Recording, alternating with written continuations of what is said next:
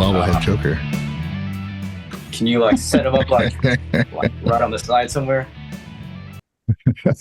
Why do you think this sets up that high? Little box or something. Joker. There we go. Oh, there you go. That'll work until I knock it over. Yeah, you can put it more on the side. That's cool. That's good right there. They'll be fine. All right. I will knock it over. It's a lot closer than it looks on screen, though. It's like right in my face. Hmm. All right. I don't know. This is one thing. Intros, right? So, hey, here we are, Peter. We're going to talk about comics and stuff, which I guess I'm going to be the old guy who likes old things, but there's new things with that old thing that confuse me. Well, I'm right there with you with being the old guy liking old things. I've tried keeping up, and it's mostly the movies, right? I mean, that's the stuff that like it's easy to digest and you don't have to like dig around for it. Yeah. Um, but yeah, I mean, when you say comics, like I'm thinking like actual comic books Yeah, me too. from like the That's 80s. that's where I'm going, man.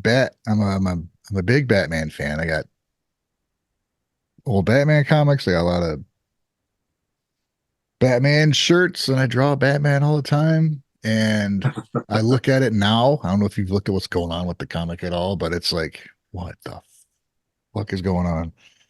There's like a what do they call it? I've looked at it and I read what's going on. I'm like, no. So there's like a subconscious multiverse of Batman that Batman goes to sleep and then his mind goes to visit this place where all these other multiverse Batman come together and they discuss how to be better Batman. It sounds fucking stupid, and it's even a little ridiculous because I think Batwoman is even in it and Robins and all that. It's like, so they're just like aping Spider-Man, dude. It's like, dude, Well, just make the guy a fucking great detective and a badass and just tell stories, please. because I know how much you love Batman, this is something that I brought with me back from the States. Like all my comics are back at home. Um, like a lot of just like the stuff I collected over the years is back at home. Yeah. But I brought this. I hope I don't lose this because it's one thing I cherish very much, which is Oh, that's an old one too. That's this is Matchbox? uh Looks like Matchbox wheels. I don't even know what brand it is. My eyes have gotten so bad now too. It's like a random brand, but it's from like 78, 76. Let me see the bottom of it. Doesn't say on there. Oh, it doesn't. Okay. Wow. There's something on there. What's it got on the bottom of it? Any just a date? Yeah, it says Batmobile, DC Comics Incorporated, 1970. I think 76 or is it 78? So small. And Wow. then there's the name, but it's not Matchbox or Hot Wheels. It's some weird random Right name. on. Right No on. idea. I got a new one sitting here. It's the same thing. Oh, nice. It's a new one. I got some old ones and they keep remaking them, you know. There's even I'm a big old I like cars too, dude. This is a Catwoman uh car that actually looks pretty badass. That's not bad at all. Yeah, yeah, yeah. Yeah, I got tons of old Hot Wheels. And I got Yeah, somewhere there's a box just full of Batmobiles, just miniatures. Some are random, some I got got it. like from 89. I got one set that was from it was like the set of all the Batman vehicles. And then I got it and they're all a little smaller and they're all plastic. I'm like, oh, that's why it costs that much.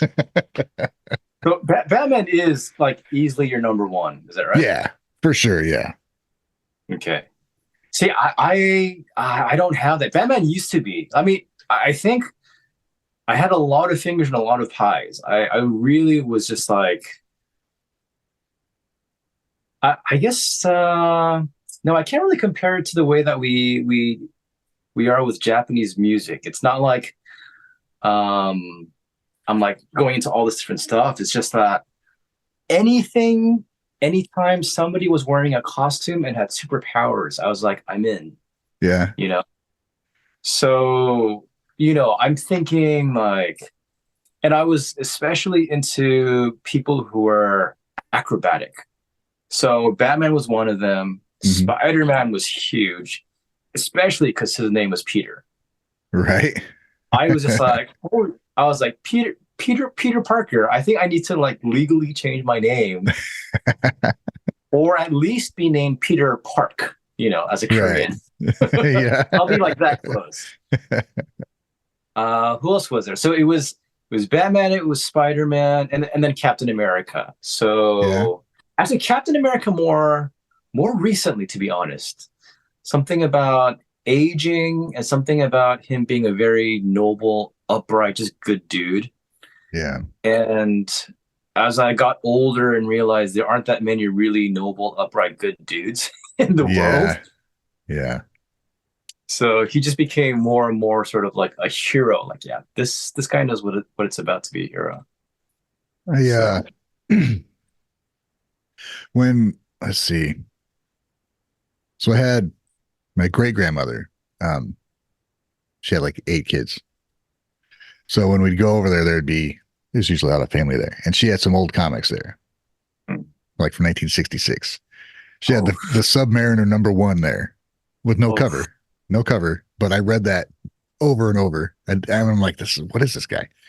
And there was like an old bat. There was like Popeye comics and stuff like that. So I'd read these comics that were there, and yeah. then at my grandma's house, I'd stay over there sometimes, and this was back when you could go to to Kroger's, the grocery store, and there would be a rack of comics there. Oh. You could just buy comics. And so I'd like, well, give me this one, give me Batman comics. And that's usually what I chose. Batman and Spider-Man Yeah. were the favorites. And then my grandma had some old comics from when my uncle was a kid. And there's a 1966 Batman comic there that I read over and over and over. And it's him in the Flash. And it's like him holding the Flash, like one of those images of Yeah. an injured character being held by another hero. Do you And remember who the artist was? God damn it. Not on that. That was If like you one don't, of it's those. It fine. was one of those issues that was like it wasn't Jim Aparo, it wasn't Dick Giordano. It was like an odd, like a one-off kind. Like I wasn't a fan, like a huge fan of the artwork in that one. Um, but it was the one I just liked it because it was old. I'm like, this is Yeah. so cool. It's from 1966. And then I started getting Batman comics then. And then I remember so when was that? That had to be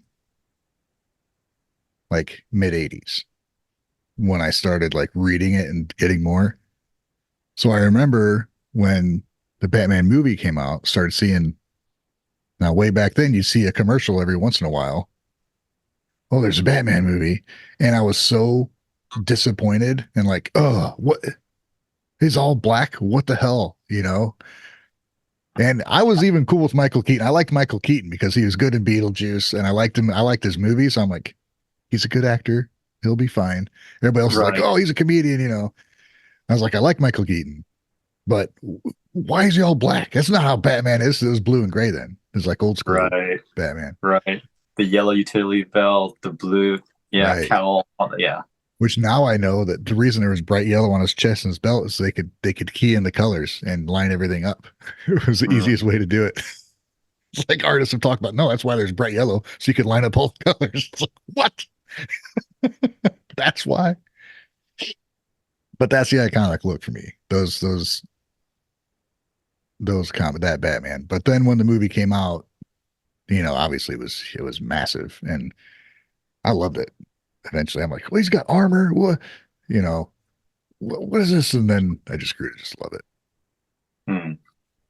So So, there was like the Batman movie magazine that was out in newsstands, and I had one then, and I lost it, and I found one and bought it again a couple years ago. mm, But, that was a time where you'd hear about it, and then you'd have to wait till it came out before you knew anything else about it. Which was great. I miss those times. right. Now No you look, trailers. Yeah. Now you live with a movie for 2 years, learning everything about it, and then it comes out, you're like, yeah. Right. There's at least like three behind the scenes. Mhm. All the cameos are spoiled. Yeah. Yeah, all the shit that goes on that we learn about movies now has always been going on. Like I'm seriously surprised anything gets done, but we just didn't know it all then. So when it came out, you didn't know that there's been 3 directors and 14 rewrites and people quit and there was none of the props worked, you know. You didn't know. You just knew that a movie was made and it's magical. Right. You see the commercial, you see the trailer, you see the movie. Yeah. And then you try to buy all the merch and magazines afterwards. Yeah. Then you learn about it. So, I mean, your love of comics started with you going to your great grandmother's? Like that's your memory of it? Yeah. Yeah. I remember reading some comics there and it was neat to, yeah, I just liked it, man. It was just cool to read these stories and I gravitated more towards once I found Batman, that's like the kind of stuff I liked. The Marvel stuff was always a little like Hmm. silly to me. I liked Spider-Man because he was still kind of although he had superpowers, he was like more grounded in reality, like this dude dealing with his own shit. Hmm. Like he had Right. girl Yeah. problems, he had school, and it was college, but it was still school. That was one as a kid you can kind of relate to that. So So, how old were you? How old were you when you actually started like collecting comics? Do you remember that? probably around probably around 10, Okay. probably around 10. And then like in so we're talking like 80 87, and then Batman came out. So when that came out, it was like bam, comics, like a lot. Then like Spawn came out and all these create image comics, all this shit happened. Right. So I got a Right. lot of stuff from there. Well, not actually, no, it's not that much. I have like selective amounts of a lot of comics. And then there was a space where, you get into high school, you start doing other shit, and I just didn't really bother with it. Then I was walking through somewhere and saw a Batman comic where he had like claws and shit. I'm like, what is going on now? Like I missed like this whole story arc of Batman and Bane and all that stuff and Azrael and everything. I'm like, what is this nonsense? So I had to go in Right. and figure out what was going on. And then I got back into it. But yeah, but now there's so many. You try and get into one thing and you can't just read a story. There's like everything's connected. It's like, dude, give me a one-off See, story. I have this really weird thing that nobody really pushed me on, but for some reason, like I started collecting comics like super early. When I was like professionally like buying the sleeves, buying Uh like, box, that came a little bit later, yeah. but I was fortunate enough for my family to be fairly well off enough and for me to be spoiled enough by my mom so that we could go to 7-Eleven and any 7-Eleven we went to, I would run right for the comic rack. Okay, yeah. And I was like turning the thing and like this one and this one and this one and this one. I mean, like, Yeah, they used to be on a vertical rack and they would all sit yeah, in there. yeah, They would all sit in there like, they'd sit in there right. like this. And you turn and look and see like, oh, maybe there's one, special one or whatever. I miss that, dude. I wish kids could experience that now without like going to a specialty comic store where they have to be. It's more Mm, about the toys than the freaking comics. yeah, yeah. I mean, it's definitely changed, but like that was really something that I loved doing. I mean, the excitement I had, and I loved reading like in general. Like I loved going to just bookstores as a kid. So Yeah. I'd go to like Crown Bookstore or whatever else there used to be back in the day, and like just yes. So like getting comics and so many words I learned from comics, and then Oh, like going to school, and then somebody like a teacher asking, "Oh, what does aroma mean?" I'm like, "Oh, it's yeah, like dude. smell. It's like smell." that's great. How did you know? I was like, oh, Craven was fighting Spider-Man and he talked about aroma. For sure. It was a, oh, what was it? Can't remember what comic it was. There's like some wizard and he had a giant eagle. His name was Asmodeus. I'm like, and he's like, Asmodeus, blah, blah. I'm like, what the hell is Asmodeus? So I grabbed like an encyclopedia and looked it up. I'm like, wow, interesting. And, Right. and I was like, you know, and that's cool that you mentioned that because there was literally things like that you learn shit. If you have Yeah. good writers in comics, you will learn things. And I remember checking things out like, is that true?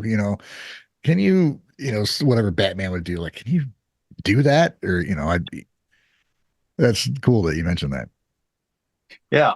And this is one you'll get a kick out of. The word dilapidated, I learned from the Killing Joke. Oh, wow. So I remember, I think, oh God, when did that come out? What was it? 80? Was it 87, 86? But I remember getting that, reading that, being disturbed by the story, and yet being enthralled by it and Dude, amazed by it. that's a fucked up story. It, yeah. Yeah, But that was after Dark Knight Returns. yeah, but that Um, is like definitely like one of my top 10 comics of all time. So I was have, that was yeah, 88, right before the movie came out. okay. So I have a Korean version, a Japanese version, and the original like English version. Dude, that's I awesome. love that comic. That cover image by Brian Boland, like it's Yes. forever just in my brain. And that art basically based my drawings of Joker forever after. For me too, completely. And Yeah. I'm convinced that the artist used Julia Roberts as a basis for the Joker. There's one image in that comic where it's like a 3/4 view, and I'm like, that's fucking Julia Roberts, dude. Really? Like I'm seeing her later, I'm like, wait a minute, she looks like Joker from The Killing Joke. Is it from Pretty Woman or Mystic Pizza? I don't know. It was just like her. It's like her nose and her eyes. I'm like, that looks like the Joker Interesting. from The Killing Joke. So yeah, Interesting. you had Dark Knight Returns was 86 and The Killing Joke was 88 and then the movie came out in 89. So it was like I didn't know about The Dark Knight Returns, the Frank Miller story until after the movie came out. Okay. And then I saw that and I was like that blew me away, dude. Like because here's what Batman is. It's Bruce Wayne. His parents are killed. He vowed to get revenge, and that's what he does the rest of his life, fights crime. And then this comes out, and it's like, oh, I never thought about that because comics are in this like certain people age, certain people don't. Batman's been a superhero for 100 years, doesn't track mathematically, right? So when you age up a superhero, you're like, oh, well, yeah, what would happen? So it was just I mean, it's a wild story, but it was awesome. Yeah, I mean, Batman definitely had some of the wildest stories for me reading and growing up. And yeah, Killing Joke, Dark Knight Returns, even Batman, his 400th, the 400th issue was this like anniversary issue with all these artists, tons of artists. Yeah. The cover was by Bill, what's his name? Sienkiewicz. I never know how to say his name. I love his art. Bill, God, what's his name? The 400th issue, but it's like at least 10, 15 like artists. Um, but like all of like Batman's enemies break loose out of Arkham. They're all Oh, after him. the cover's like a painted cover. I think that's the right one. Yeah, yeah. Special introduction by Stephen King. Let me oh, I guess I don't know how to where share screen. There it is.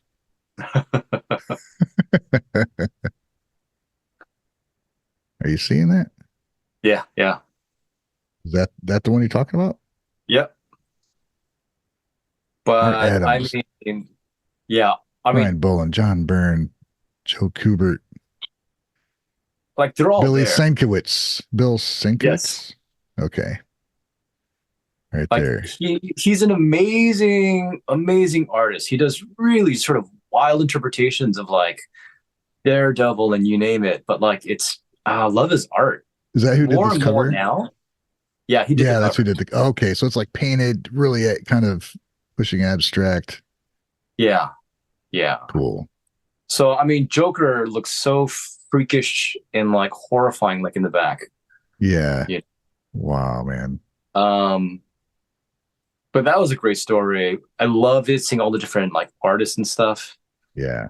And I actually had this one book. It was a book, a collection, but it was really cool because it was Batman in situations that you wouldn't normally find him in. Like one of them was Batman and Jack the Ripper. One of them Yeah. was Batman and Sherlock Holmes. Like it was Elseworlds like, stuff. yeah, just But like some yeah. really interesting stories. I have it somewhere like back at home, but Do you have that yeah. So Batman, the Batman 400? definitely has some of the like craziest stories. Yeah. So artists. So you were that you knew what artists you were looking at, and like you pay attention to who was writing what, who was inking and all that. Yeah, yeah. Strangely, like nobody told me that, and it's funny because I had a cousin who is how many years older? I think he's 6 years older. He was into comics, but he was into collecting comics and trying to make money off of collecting comics. Okay. Um, so we both collected comics, and he's the one who really got me into like collecting. He's the one who explained, you keep it in mint condition, you buy like Oh, the okay. cardboard back, the plastic cover, get a box. Yeah. So I still have like maybe 11, 1,200 comics like back at home. Wow. Um, and I mean, so many like different like, groups and so many different like, individual heroes. But um, yeah, so him kind of getting me to the comics, but what was I gonna say about him? What was I gonna say? Shit, I forgot. I forgot.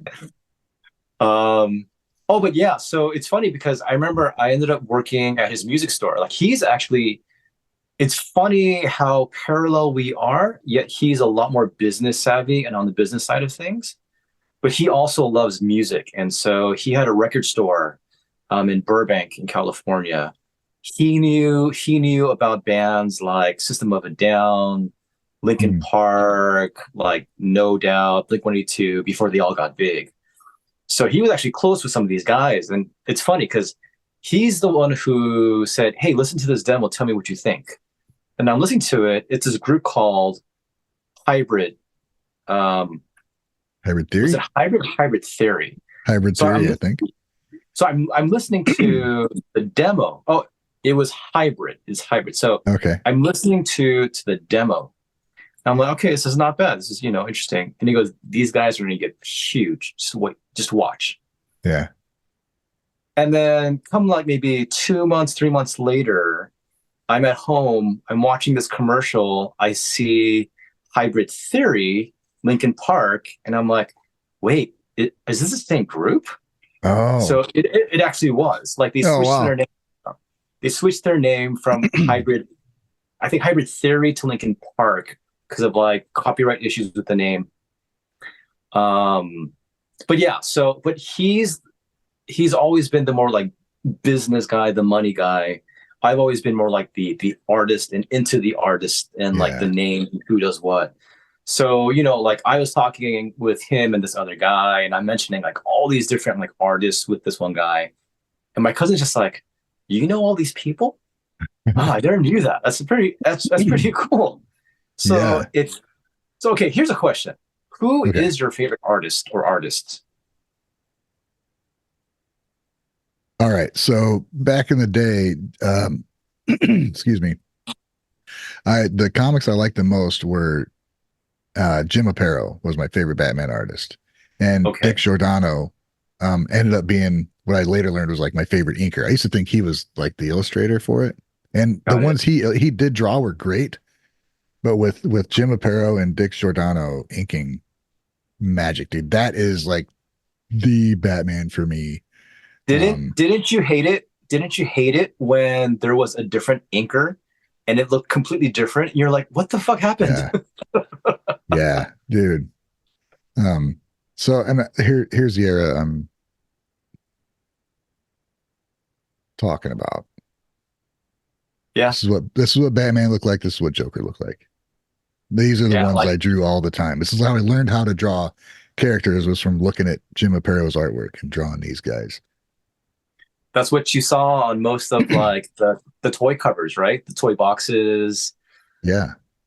like Um, yeah, that's and then there's I gotta find I don't know. There's so many covers, dude. But that's what you know I who actually does a really good Batman is Mike Zeck. Mike Zeck. Yeah, he didn't do too much for Batman, but there were a few that I saw that I really liked. Right on. And then Neil Adams was amazing. Yeah, Neil Adams was he was is like Jim Aparo and Neil Adams. um what Neil Adams is probably the quintessential Batman out of this era, Yeah, like this era of Batman. yeah, And his because he did the work on Green Lantern, Green Arrow, and his figures were so realistic and so believable in what they were doing. Um, he's probably it's a mix because Jim Aparo he had this like the black face, the black on the front of the mask, like all the time, no matter what the lighting was, it was black. And mm, just this symbol and everything was my favorite. Then once Neil Adams got into it, I'm like, wow, that is absolutely amazing. And mm. I like his style. And then I he tried to do like on a special anniversary issue, he did a story and his drawings just weren't as good. Like mm, he got real full of himself and he's trying to sell like sketches for like $1,000. And it's just like, what are you doing, man? mm. I actually met Neil Adams at LA Comic Con before I moved to Japan. So this is like Really? 2017. I went there. It was really cool. Like, they had this panel and Burt Ward was there. And I was Oh like, no wow. way, Burt Ward. And I think Julie Newmar was there too. Um, Wow. but yeah, so I saw Neil Adams. He was like signing, and I was like, dude, I just want to thank you for like enriching my childhood. Yeah. Yeah, uh, definitely. And like his old the old stuff from the old comics, I think is his best work. They tried to take him and recolor him and update him and stuff, and I didn't like that. hmm, Like how it looked originally. It was just simpler without all the shading and everything. There's something about that style of artwork before the computer shading and everything became a thing. hmm, Just I loved cross hatching and the idea of implying shadow with just ink lines and all this stuff. Initially none of us know how the comics are made, and then you learn like why do you need an inker to ink your pencils and stuff? And I don't know if you've ever drawn something in pencil and tried to ink it, dude. That's an art form in itself. I've right, done drawings and tried to ink them, and I'm like, why does this look like shit? I did the original drawing, but it turns out I just right, really I like the pencils, how pencils look, and the yeah, sketchiness of it. It kind of brings a like a life to it. yeah. It's And how it feels. It's how it feels and how it flows like from your hand to the paper. Like definitely when you're using a pencil, and you know how there's like certain pencils you use, you're like, oh, I fucking love this pencil. yeah, This yeah, pencil, this pencil draws so well and feels so good and somehow conveys what I'm seeing. And yeah, like, it's just there's certain times where it feels like magic and that's yeah, rare, but it's the same with like pens, inks. Like, yeah, inking is a whole art in itself. And I mean, that's why they're two separate people. And like, that's why like certain combos work so well, certain combos are terrible. And the thing that I yeah, was thinking about, because I was thinking about like, us doing this video, and I was like thinking about all the artists that I really love. And it's just, I realized, you know, I like this artist with this character, but not with this one. So there's certain artists yeah, that work really well with certain characters and the way that they look, and not as well with others. Like John Byrne, like I love his art. Like I think John hmm Byrne was just fantastic. So the way that he would draw maybe the Hulk, I really liked. But the way, well, actually, I really liked overall, I like the way he drew stuff. It felt slightly rigid, but it was so clean and it just looked so good. But it's just like, for example, what's a good one? What's a good one? Um, Maybe Arthur Adams, like Okay. Art Adams. Like I love his art, and but I especially loved his art with the X-Men, Okay. and it was Uh, really just the X-Men where he really stood out to me the most. right on. Yeah, I think where I learned about John Byrne, I think did he use Superman? Or am I thinking of somebody else? He's done everything. I mean, Yeah. Fantastic Four, Hulk, Superman. Okay.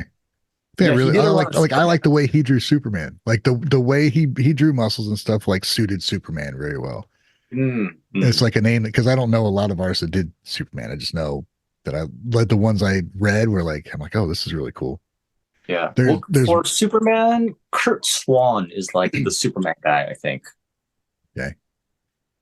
Yeah, see, Um, I was very limited. My Batman artist I know. There's one that was I only know the one book from it was Son of the Demon, Batman Son of the Demon. It was an incredible book. And the artwork is probably my favorite like artwork of Batman now that I think about it. Mike mm. Barr and Jerry Ah, Bingham. And God. like I couldn't find like any regular comics that had that artwork. It was just in this one-off special book, which was amazing. Everything about that was awesome. And I couldn't find any other work with him. Mm, I don't know. But that's another one I would every time I'm like, I'm gonna draw something because I would pull up comics and just redraw the pictures, when you're learning to mm. draw. And I'd pull in from that comic. It was like Killing Joke and Son of the Demon, Dark Knight Returns. Mm. Do you Was have do you have a favorite like comic, like a storyline or like an issue? I'm sure I do. Something Um, that like hits you like, oh my God. there's so many things flipping through my head right now. Right.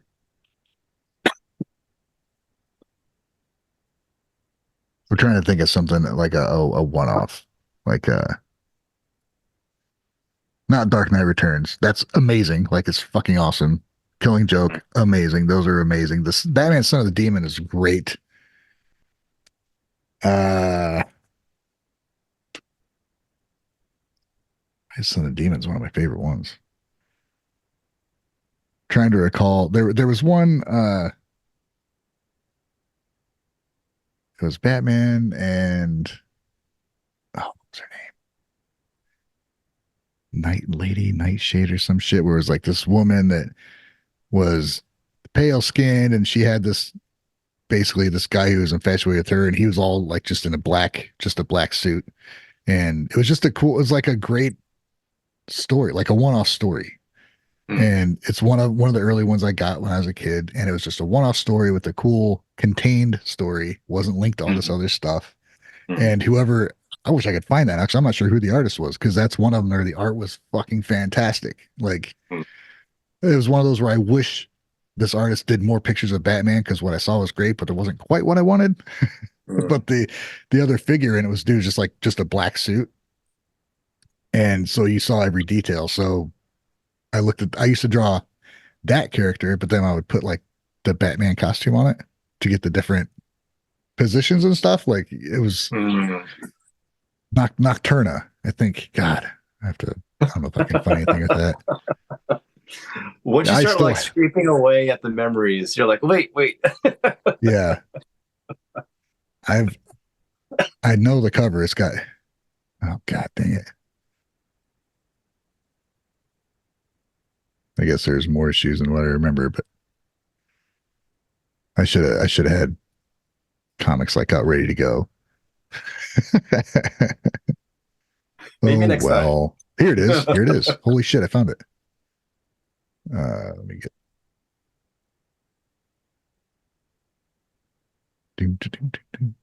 this one right here.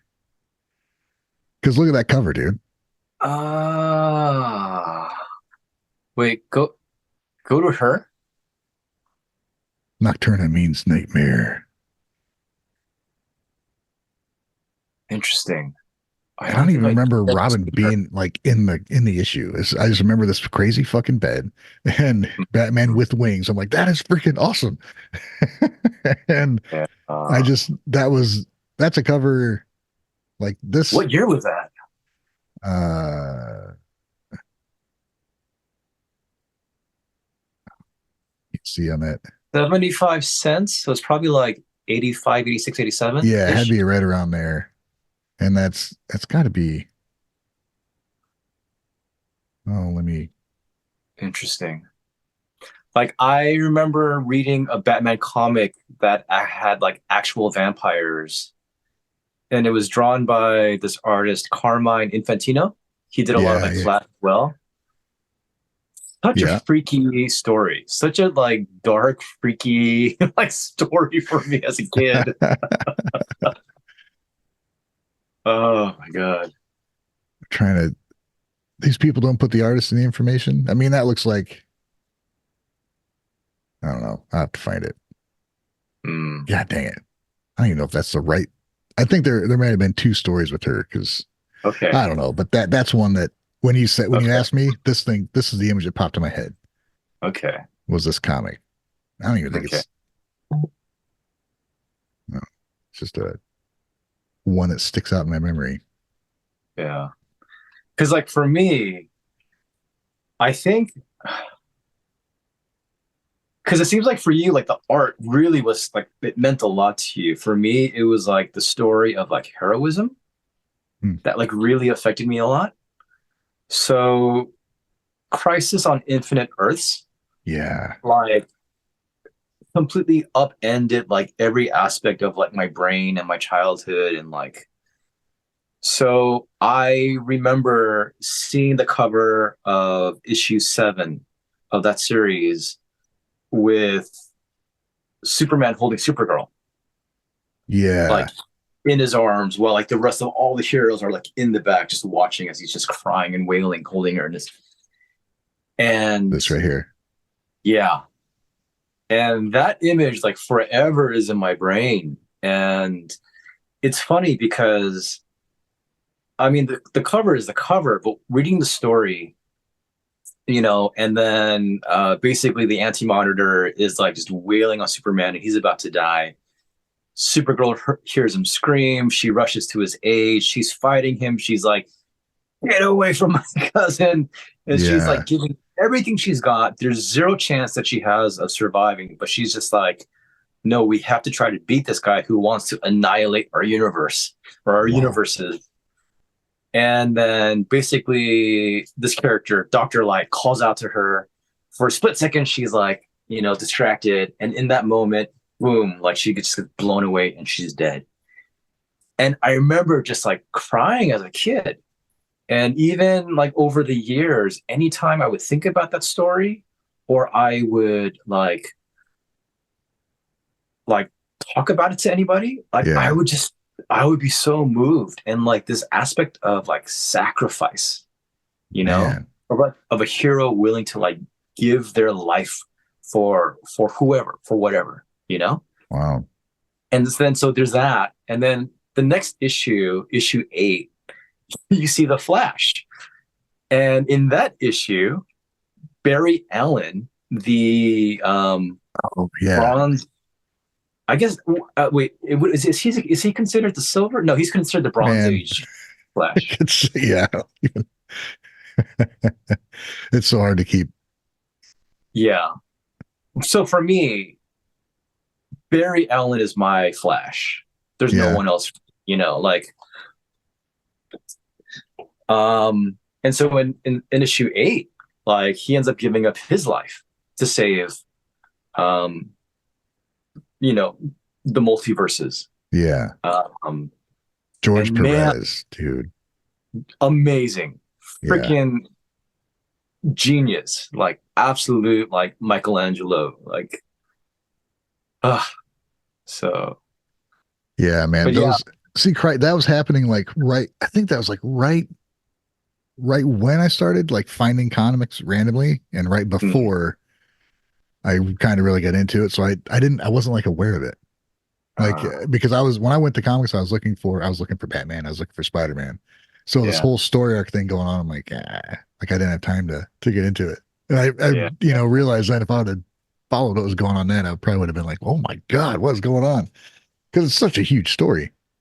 It was nuts. Like, it's funny because, if you ask me now, like DC or Marvel, Yeah. just based off, I think more because of the movies, like it's for me, it's Marvel now. But like when it came to the comics, like it really was on DC side, you had this story, Crisis on Infinite Earths, Yeah. like Marv Wolfman, George Perez, like completely just, I mean, revamping the entire like every single thing like in DC Comics. And then on the Marvel side, you had Secret Wars, Oh yeah. Jeez. which was in itself was an amazing story and really cool. Which But I barely know what the hell it is, honestly. so with Secret Is it Wars, the scrolls? Secret Wars was when they introduced this character called the Beyonder. Okay. And the Beyonder basically called a bunch of heroes and villains to this planet where they basically had to sort of fight each other, and like there were different alliances and like different battles. Wow. Okay. Um, really, this is where Spider-Man's black suit was introduced. Oh shit. Okay. See, Yeah. I remember like, so I got somewhere the comic where one of the first ones where he's wearing that, and like I remember it's hanging. These artists are amazing because in my head, I'm like, he's in the living room looking through the bathroom door to the bathroom where his suit's hanging on the on the shower curtain rod, and it moves. And he's like, "What was that?" Like it's a fucking frame, dude. Just one frame image, but in my head it plays out like a movie, like you know. And I remember that like one little image, and just like and reading it like, what do you mean it moved? What is going on? Because I didn't know anything about like how it came to be with the symbiote and all that stuff. I didn't know anything about it. I just knew he Yeah, had a yeah, cool black suit. And he's like, what do you mean it's moving? yeah. So I God, I don't remember how many years and how many dreams, like how many nights I was like, I need this suit. Like I need to somehow have this suit that I can wear. I just thought it was the coolest thing ever, like a black and white Spider-Man outfit. Dude, Like, how happy do you think the artists were? How happy do you that's probably why it even came about. I'm sick of drawing fucking spider webs every frame, dude. Just give me a black suit. I can put some blue highlights on it. yeah, I guess when you're drawing like one static Spider-Man like figure, it's fine. Yeah. But like, yeah, well, that's why like you have some images where like Spider-Man's face has like no webs, Yeah. you have a few lines, like they're Yeah. just like, fuck it. You get it. You know who he is. You know who this is. Yeah. Far off shot, it's just red and blue.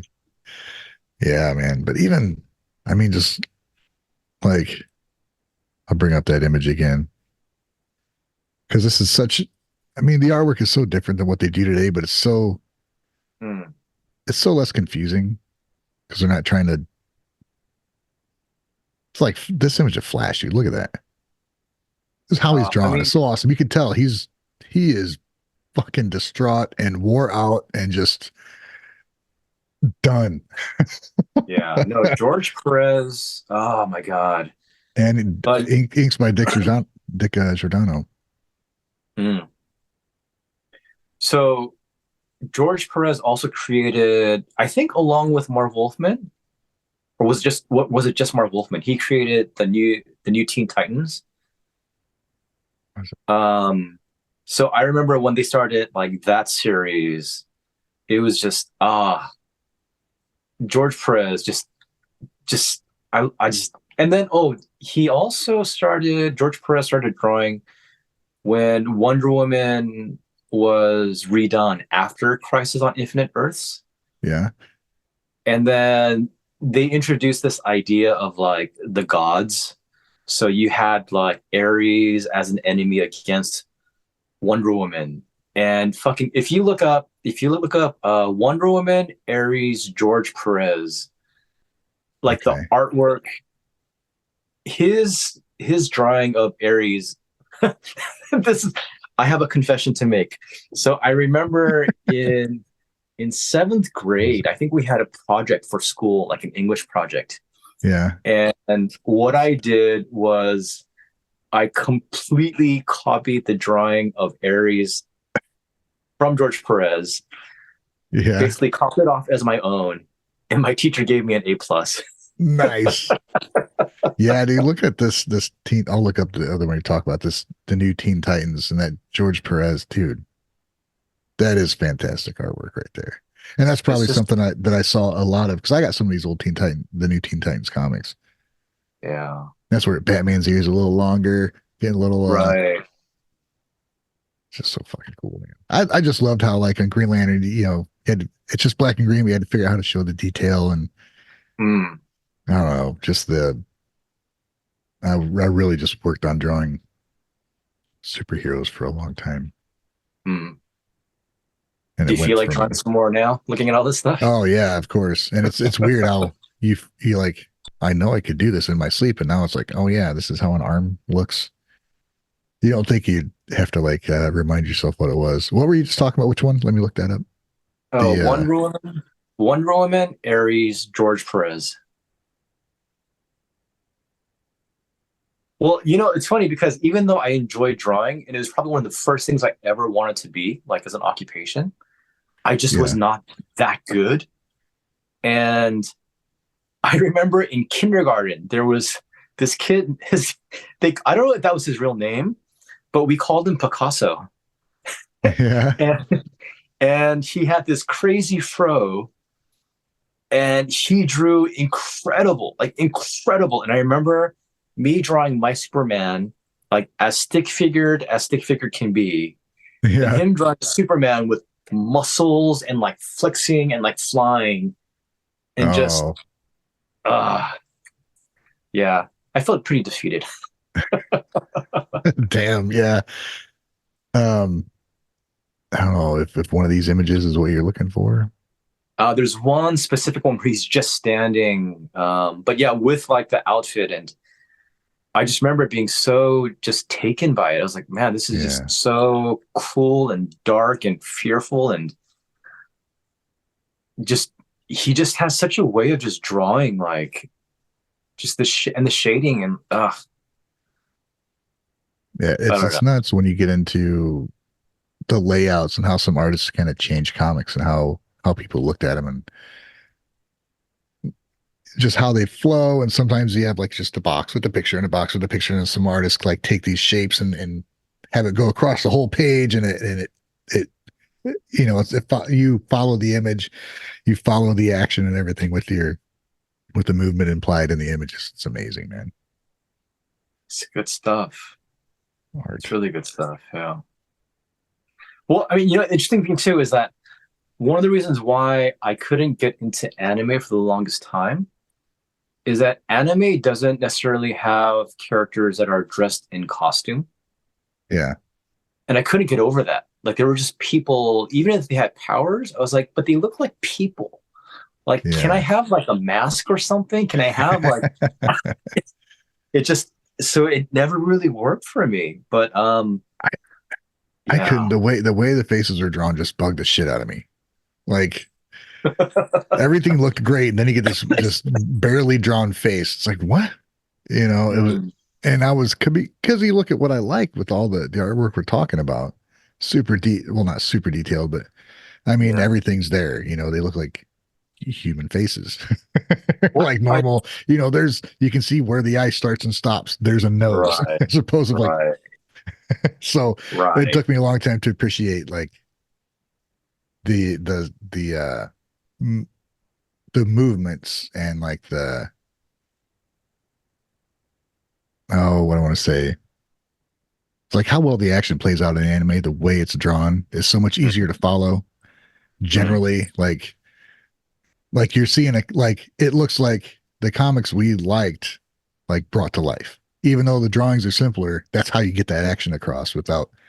without looking like the 90s X-Men cartoons were not. They looked horrible because they tried to Uh, draw them like a comic book and it just doesn't work yeah. when they're moving, Still images, it's It great. was the '90s X-Men. If I'm not mistaken, it was done by a Korean company.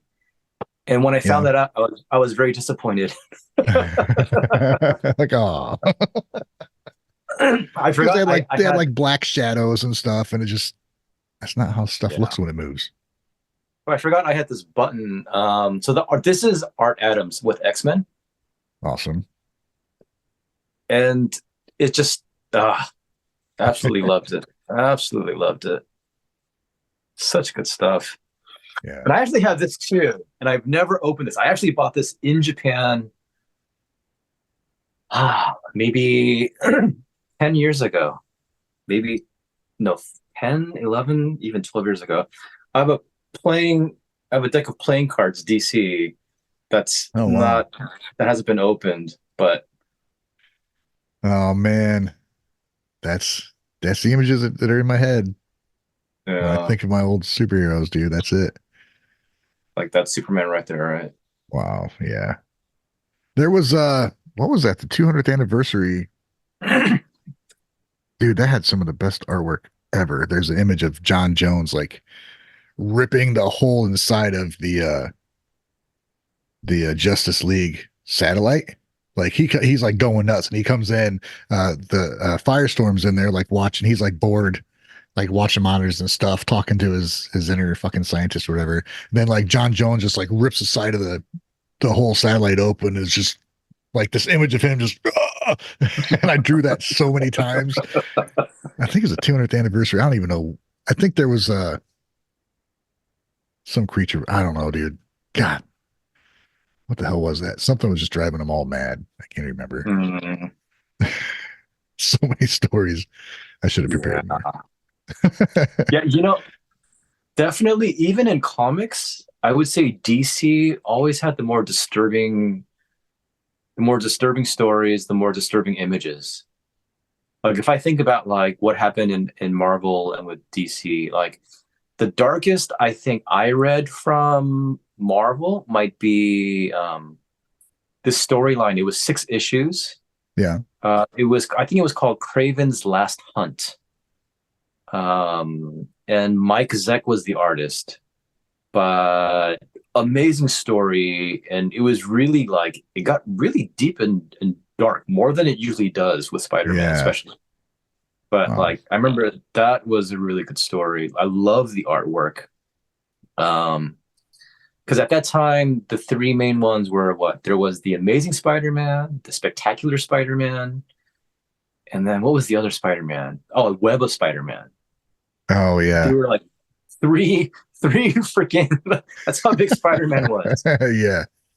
Oh yeah. They did with Batman too. The Detective Comics, uh, Brave and the Bold, and they had just Batman. Then there was yeah. I don't know.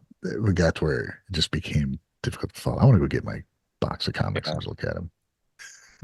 yeah. There's so much. There's just so much. Oh man. Uh, Yeah, I mean, there's just so much you could just go on and on about. I don't know. It was a honestly, when I think Yeah. about it, it was Mm. like morality. I swear, I'm not even kidding that reading those comics shaped how I was as a person. Like Yeah. how Batman stuck to what he believed in and the way he Right. acted. And there was morals in the stories, man. Like reading some of those Green Lantern and Green Arrow comics that Mm. were very poignant. There was shit they dealt with racism, they dealt with how to treat people that weren't like you and people that were down on their Yeah. luck. It's like, dude, like I literally got some of my Yeah. just life lessons from reading these fucking comics. Yeah. Green Arrow and Green Lantern, they definitely had those storylines that dealt with like day-to-day issues. Yeah, for Not like, sure. yeah, yeah, yeah, yeah. I That remember was that. when Neil Adams was in there too. I can't remember who was the writer with that, but it Mhm. was those were drawn so good, and they dealt with drugs and Right, gangs and right. racism and just ugh. Yeah. Like I never really collected Luke Cage and Power Fist. Yeah. But I think they also had some sort of storylines like that, more like street kind of stuff and like dealing with those kind of issues, like urban issues. But no, you're absolutely right. I mean, I think part of part of that made me have this sort of like messiah complex sometimes. You want to save people, you want to help Yeah. people. Um, There's a yeah, it's there's just a like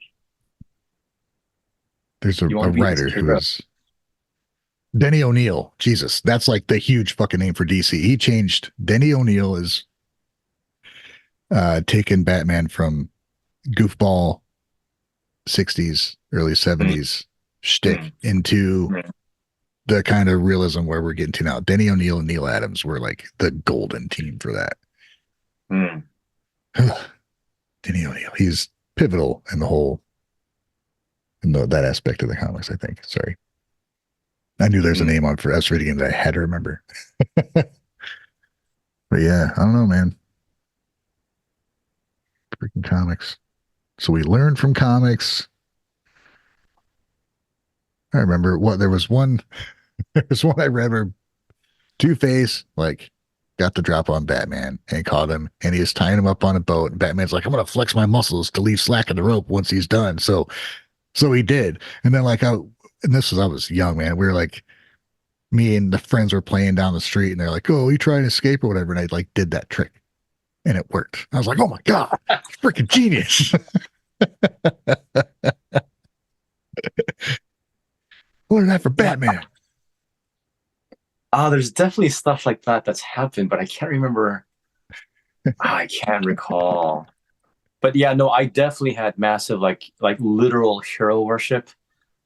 I mean, every time there was a doorway or like a narrow hallway, I would climb up like I'm Spider-Man. Yeah, You know, like I remember I forgot exactly how old. I must have been like 5, 6 years old, but I just remember wanting to dress up as Batman, and I didn't know how to do that. yeah. So I decided, okay, I'll do Robin because that's easier. So I distinctly remember having like construction paper, colored construction paper, cutting out a triangle, a green triangle. I had a red polo shirt. I cut out the black circle. I did the R. I made my own mask. I combed my hair to the side. I had like a yellow towel, and I had the little like the yellow buttons, like the rectangle Yeah. button. So there's a picture of me somewhere, like somewhere at home, where I'm like like this, like pantsless, just wearing my underwear and wearing that green triangle, Yeah. Wow. and just but like yeah, always wanting to be a hero. I remember even when I was probably in my 20s. And then this is like, I was helping out at church, at my church, and like hanging out with some of the kids. And I'm like, yeah, I'm Spider-Man. Call me Spider-Man. you know, I remember, I remember watching The Dark Knight, or not the Dark Knight, like the second Batman from Nolan. Yeah. I think I saw it in theaters at least 6 times. Wow. And the biggest reason was not because of Batman, but because of the Joker. Yeah. Because I was so like overwhelmed and like, oh, good God, Heath Ledger. I mean, Jack Nicholson, I'll be honest, when I saw Batman, Yeah. I thought, oh, there's Jack Nicholson being Jack Nicholson. It felt that way to me. Yeah. For sure. I realized after that movie, I'm like, he was brilliant. And then every movie I saw him in, I'm like, oh, that's just how he is. Right. He's the fucking Joker. Yeah. But it was It's like great it's though. like it's like Robert Downey Jr. being Tony Stark. It's like, well, Yeah. they're the same. Yeah. They're the same. But Heath Ledger and what he did, I remember like genuinely being like scared of him when I watched it the first time. And that opening sequence where he says, whatever doesn't kill you makes you stranger. Only makes you a stranger. God, Like dude. it Yeah. just yeah. Yeah. It was Yeah. brilliant, dude. When I watched that movie, I'm waiting for the parts where he's there. That's honestly my favorite part too. He was absolutely brilliant, and it's such it's tragedy, but because he Yeah. was when he was cast, what he did like rom coms and shit. Knight's Tale, which is a great movie. I love Knight's Tale, but he did 10 like things I hate about you. yeah, and that's what he's like known for. But I liked him so much just in whatever he did, like because I even watched like 10 Things I Hate About You with Amanda. I'm like, he's funny, you know. Mm. And so when they cast him as Joker, it was like everybody always has a problem with whoever they cast. I'm like, no, he is a damn good actor. Like if you watch I don't know if you've seen A Knight's Tale. It's a great No. movie. It's Mm. like kind of a little bit groundbreaking. He's playing a squire and Oh. his knight like gets killed and he has to like take his place, but he's not supposed to. But they're using like modern soundtrack to it, which is just weird to see. But it's Mhm. funny, but there's parts that'll make you fucking cry, and it's just brilliantly done, dude. And I'm like, this dude's gonna whatever he's doing, he's gonna kill it. Mm. And it wasn't what I was expecting for the Joker, but what he did was just it was great. It was like you didn't know what was gonna happen. Yeah. What is this guy? I How about a magic trick? Oh god, that was so It's good. gone. It's so fucking funny and so like it should just be disturbing. You just shoved a pencil through a guy's face. Right. Yeah. The image of him escaping out of the jail cell, Yeah. driving the car with his head out, just like Yeah. Just God, it's fucking gorgeous. Because it was it shot in is. IMAX. So like Yeah. watching it at the theater in IMAX and just how much more pristine and like I just never saw it good. like that, dude. I never saw it like that. Oh God. It Ugh. it all the sequences that were done in IMAX and that opening sequence was done in IMAX Yeah. and like Joker's face, like his face right in you. Oh Ugh. yeah. So good, so good. But it's funny because it's like on the opposite end is when Heath Ledger was announced, I didn't really know him. I had heard of him, like the movies he was in, but I never saw anything he was in. So I didn't have anything against him. Yeah. Um, I just remember like before the movie came out, there'd be like the bloody question mark, like with certain ads and like his face hiding Why behind, so like serious? yeah. And I was like, oh, this is. You felt like there was something was going to be there, but then I remember when Ben Affleck was announced for the next Batman. Yeah. I remember I remember putting a Facebook post. No, but I liked him. I'll be honest. I I did I too. hated the idea of him being Batman, but when I saw it, and especially the warehouse scene in Yeah. Batman, oh God, I was like, this is the shit, dude. What a wasted opportunity, man. DC fucked up so bad. Yeah. So bad. Because I think he was a good Bruce Wayne too. He was the first guy who had like the right build.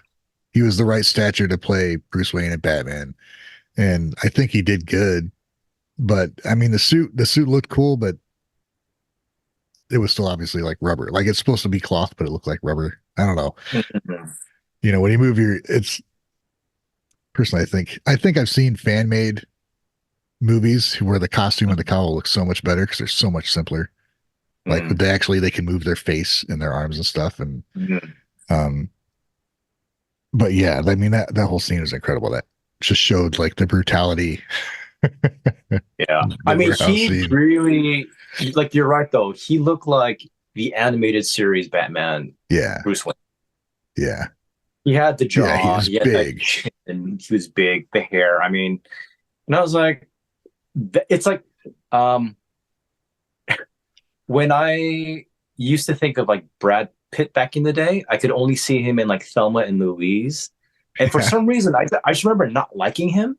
Yeah. And then I remember I saw Fight Club and I thought like everything changed. I was like, oh shit, Brad Yeah. Pitt is one of the coolest guys ever, Yeah.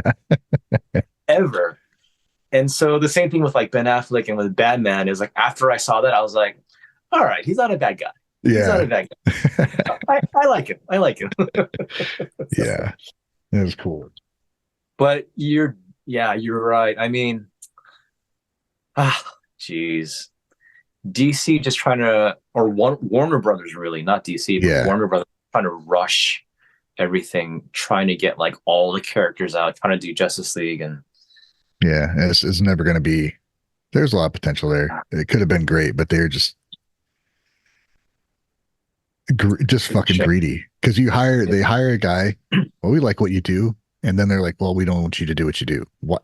Right, Of course, it's going to turn out fucking weird. They say right. did the same thing with like Dave with every movie they put out around that time. It was just fucked with, and Like I loved Wonder Woman. Wonder it, Woman was actually yeah, it was like good. it was like when I saw that, that's another movie where it brought me back to just like being a kid and like a hero really being a hero, like caring about the Yeah, people and just like, no, we have to save these people. Like there was so much care and it moved me. Like it got to that part of me that's just like, yeah, that's what it means to be a hero, to really like yeah, to care, and to do what you can, do what you're able to do. And like I remember when her like she just got out of the trenches and just like, walking like down no man's land, and I was like, yeah. fuck yeah, like, Yeah, it was taking like all awesome. the bullets. Yeah, no, Just that was awesome. Yeah, that was but great, man. uh Wow, there's so like the whole that era of the DC movies. There's like so many cool like awesome moments stuck within a bunch of crap. It's like, damn it. mm, And then right. what? Whole thing with that Zack Snyder and the Justice League, they give him money to finish the movie, and they're like, okay, that's it, you're done. Like, no, he made this 4 hour thing, and it's awesome, and you acknowledge it's awesome. Everybody loves it. Now you're just gonna cut him off? What the? Why did they even do that? I don't Yeah. understand.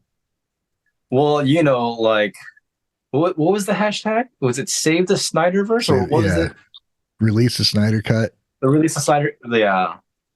So I think it just I don't know how many people were actually like nonstop about that, but it got them to do it. Maybe Yeah, maybe they're just like, okay, I hope this will shut them up. I don't know what it was. I don't know what it was, but I I think that's probably what. Like, you're right, but they couldn't didn't really read the crowd, dude. Like they, he started the thing with Superman, and then he releases this, and it was 100 times better than what they put out. And I don't know why they didn't think it would be profitable to let him do his thing. Like after that, I don't understand. what's really funny is when I found out that Josh Whedon was going to direct and finish the film, I Yeah, was like, oh, I was like, I was just like, oh shit. yeah, One of the big reasons is that even the Avengers movie, I didn't love it, and I yeah. still don't because Josh Whedon has these certain trademarks. Like he's horrible with like coloring. He's horrible with like costuming. Like Captain America's outfit in that movie is shit. Like it's just the helmet. It's all weird and wrong. But and like Joss Whedon makes every character into Joss Whedon. Like the quips, the Oh, little like comic remarks, like yeah, the sort of the forced arguments. yeah. And so it's like there's all these little things that I was like, oh God. Like it was okay because it was that by itself. But then especially when it came out and it was put into Justice League and all the little comments and all these little things, and I was just like, God, this is so. I But I think. remember, Go ahead. well, so I remember I went to go watch it, and I think I went to go watch it by myself. Yeah, But I was in the theater, and then there are some people next to me, and if you remember the Joss Whedon cut, it starts with like like a photo, like a phone recording yeah, of like Superman and like some little yeah. kid, hey, Superman, blah blah blah blah, and like, hey, oh, and then like Henry Cavill has that like like the CG like mouth. yeah, Oh yeah, and then I remember the group next to me. One guy was like, man, fuck you, Joss Whedon. I hate you. Just immediately. And I was like, yeah, this is gonna be Joss Whedon. So like all these little cuts, I was like, that's Joss. That's Yeah, Joss. man. Yeah, I think that when we went and saw that, because I was still looking forward to it, because Joss Whedon had done a lot of things I loved. Some Mm, things I loved. I'm like, all right, it's different. He's way different than Snyder, but he's as far as he was coming in to just finish editing what he did, or okay. finishing touches, not redoing the whole thing. Like, but he basically just ruined it. So, Yeah. so I was optimistic, but then I went in, and that was probably one of the first real times where I was utterly disappointed, dude, because I wanted, with leading up to it, Batman v Superman had its issues, but overall it's an entertaining movie, like entertaining as hell, dude. And I like the characters a lot. There's a whole Martha thing, fucking whatever. Overall, it's an entertaining movie. So I was like excited to see this happen. And these are all my characters that I loved, like, Mm, fucking Justice League. So when I went in there to see it, and it was just disappointment after disappointment, and the jokes and all, I'm like, what the So right. I did, like, it ended. I just got up, when we usually talk about the movie. I was just like walking out to the car, like, man, I didn't want to say, dude, that was bad, but I was just like, that was bad. Mm, This was like a quiet drive home. We were all just like, oh, yeah. But you know what though? It's like one of the things I actually like about me is that I try really hard to to like things when I watch it. I yeah, don't try to like put yeah, my bias or my opinion or what I think would be good. I'm like, okay, let's see what it is and try to right, appreciate it. And even what I do, like sort of my routine with like especially superhero movies, is at least watch it twice. Because the yeah, first time is just kind of like, okay, okay. And the second time was like, okay, I know what's coming. I know like what kind of movie was made, so I can appreciate right, it like, more for what it's supposed to be. Um, Justice League, I think I was like, it's okay. Like there's parts that are okay, yeah, but for me, definitely what left a bad taste in my mouth was like again, anytime I could feel that like freaking like crack between like Zach and Joss Whedon and like the little conversations, the little jokes. I was like, God, like that dude. is so. The reshoots were so blatantly obvious. The color palette was different, like, and it was the character. They were so different. It was how much later? A year later, whatever. I'll come back and reshoot this. It's like, dude, Ben Affleck looked completely different. Momoa looked Bloated, different. like yeah, ripping. Yeah, and like, during the movie, they're in shape for that character, and they're moving on to something else. So you call them back, yeah, fit into this suit that fits you like a fucking glove. No, dude. And then, like, I don't know. I remember there was one shot of Momoa where he's like, hey, you're crazy, Bruce Wayne. Like, what the fuck? Like, it looked like he was just in front of a blue screen with water. Right, right. Just, what are you There's talking like about? that one. There's that one scene where they're arguing inside the Batcave, Yeah. and I was like, God, this is just a rehash. This is a rehash of the Avengers of like Tony Stark and Captain Oh America and like yeah. and then like where the scepter is kind of like messing with all of them and they're all arguing. And Yeah. I was like, this is totally Joss. Like it's forced hostility. Like it's not natural. It Yeah. doesn't flow. Yeah, I But agree. And he made it's like he had some personal beef with Batman or Ben Affleck. He made him look just like a bitch that whole movie. It's like, dude, even in the comics, no, he doesn't have superpowers, but everybody respects him. Like, right, right. they just respect him because the decisions he make are usually what you need to do, And then they just made him look like a just made him look like a bitch. I'm like, fuck this movie. Well, it's like when you watch the Snyder cut and then you see what kind of characterization and storyline there was for like Cyborg and Flash. Yeah, man. compared to what they did in the movie, especially the Flash, Yeah. pushing that family in the pickup truck Yeah. versus like saving the entire universe. Like, It's pretty nuts, dude. And ah, Cyborg, basically, he was like the main fucking character in the yeah, he was the Snyder, heart of the like the, movie. yeah. And then they just took it, man, you're not going to be that guy anymore. Yeah. So, It's fucked up. and then you hear the stories of after, like the way that he treated people, the way he spoke to them, and Yeah. I'm just like, ah, God. So yeah, Yeah. I mean, I didn't hate Joss Whedon when he did like Avengers, and then the second one, Age of Ultron. Even Age of Ultron, I was like, there's aspects I like. Yeah. Even though like I didn't like the way he did things. Again, like I hate it. I hate every time I saw so like I loved Winter Soldier. Like Yeah. Winter Soldier was just phenomenal. Yeah. And even just like the outfit that they gave Captain America. But every time like Joss would do something, the way that he would dress Black Widow, the way that he would treat Captain America and have Captain America be this goofy, like, I don't know what I'm doing. I'm a man at a time. Yeah. Oh, Yeah. language, like things like that. Like Yeah. it just he there's just certain things that were very Joss. Like it's so like blatant. Like he's not good at subtlety. He's good at quipping. He's good at like like dialogue and stuff. I agree. And there's certain parts of like stories that are really cool. Yeah. But just overall, though, like I couldn't vibe with him very well. So even the first Avengers, the second one, like again, there are things that I like, and I'll watch it and I'll enjoy it. Right.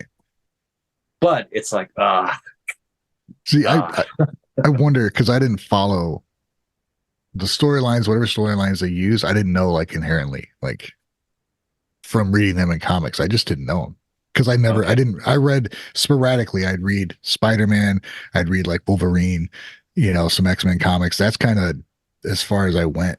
Like there's a couple little offshoots of stuff in there, but I never had read Marvel much. So I didn't know much of the storylines or anything. So going into it, all that shit was new to me. So I mm, didn't know what they changed. Um, like, well, that's completely wrong or whatever. So everything I could just watch it as like the first time I'm experiencing that stuff is in this movie. So yeah, that's got to be a whole different aspect, It's like for me watching DC, like that's not the history. Like, dude, I was so pissed in Batman '89 where like Jack Napier killed Bruce Wayne's parents and now he's the Joker. I'm like, that's not what happened. Nobody knows what the Joker. Ah, I had to learn just to take it as it's its own story. So you've never danced with the devil by the pale moonlight? What? Yeah, Oh man. So yeah, yeah. Like, no, go ahead. I was wondering if, since you knew more about that universe of theirs, you would see it, you just see it differently. Like there's subtle changes you would know that I would have no idea. Yeah, man, it's just like I don't mind directors like taking characters and doing things that are different than original from like what comics are. But again, like Joss Whedon has a very blatant fingerprint. It's very obvious like who he is like on screen. Yeah. Especially if you've watched like Buffy the Vampire Slayer or whatever else he does. Yeah. There's a certain way he does things. There's a certain way characters are done, and I don't like it. It's like I don't know. It just doesn't work for me. I mean, again, it's like your mileage varies, I think. And for me, like Joss was never the guy for me. Like the way he did things, the way he Yeah. directed, the way that he wrote, never quite vibe for me. Like I remember when I first saw the Chitari, like in the Avengers, and I was like, these are pretty shitty looking characters. Like I don't like them as villains. Trying to think of who, The Chitauri were like at the end of like the New York battle, like all those guys oh, coming, the aliens and stuff. okay. I was just like, I don't know. I don't like the way that they look. I Yeah. don't like what's being done with it. It just doesn't feel, I don't know. It Yeah. just all feels very flimsy and like plastic to me. Yeah, I think because you know we would watch Buffy the whole series, and we'd Mm, watch Angel, and then Firefly was a great series, and I liked the uh, movie, so I liked what he did, you know. But got it. I Got knew it. going in, I'm like, well, Zack Snyder and Joss Whedon are completely different ideals. Right. So I'm like, Right. well, he's done good stuff. If he respects what was going on, maybe he'll be okay. And then it was like, nope, nope. They took this opportunity of Zack Snyder's freaking daughter dying and just exploited it. All right, go take care of yourself. And then they just took everything he did and just threw it in the corner of the room. Right. It was, They wanted another Avengers yeah, or so DC. dumb, dude. How they're so dumb to realize that people like DC because it wasn't the Avengers. Yeah. It's its own thing. That's why people like one versus the other. It's just there's a difference. You can like them both. You don't like them both Yeah. because they're the same. Right. Right. I mean, yeah, no, Warner Brothers totally fucked up, and they Mm-hmm. continue to. Yeah, yeah. So we'll see. I mean, we'll see what James Gunn does with Superman Legacy. I don't even Uh, care. Nobody gives a shit now. yeah, I mean, it's kind of like I saw The Flash. I didn't watch Aquaman. I didn't I watch Blue Beetle. I Um, went and saw Blue Beetle. I I heard liked it it. was good. I Yeah, I heard it liked it a was lot. good. I saw Shazam when it was on digital.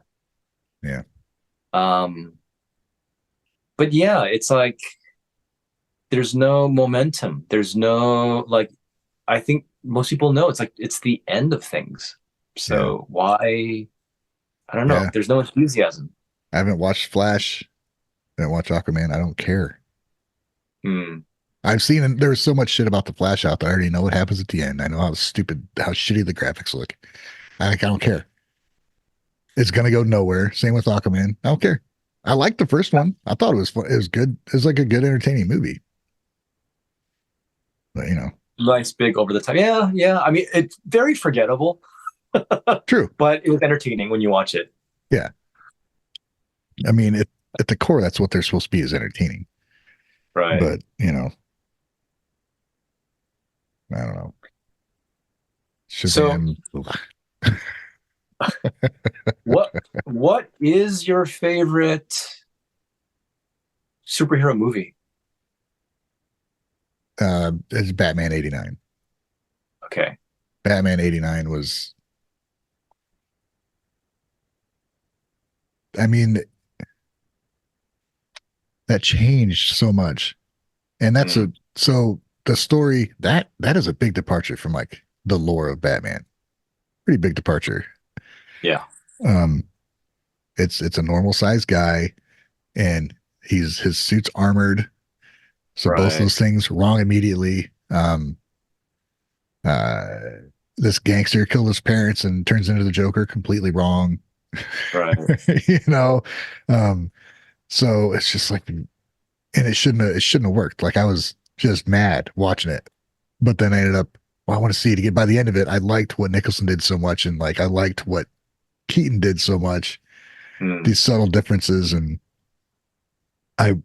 then like I saw, we went and saw it. It was a drive-in theater. We went and saw it in, and I think the first time it shows him, where it's like an overhead shot of a building, and they had a picture of him just from above, just turning around and walking away, and it was animated. I'm like, that was animated. Like it was a cartoon they just put in, and uh, I don't know, man. I love that, and even looking back at it now, how kind of janky it looks sometimes because you can see a lot more detail now than watching it on a fucking tube TV.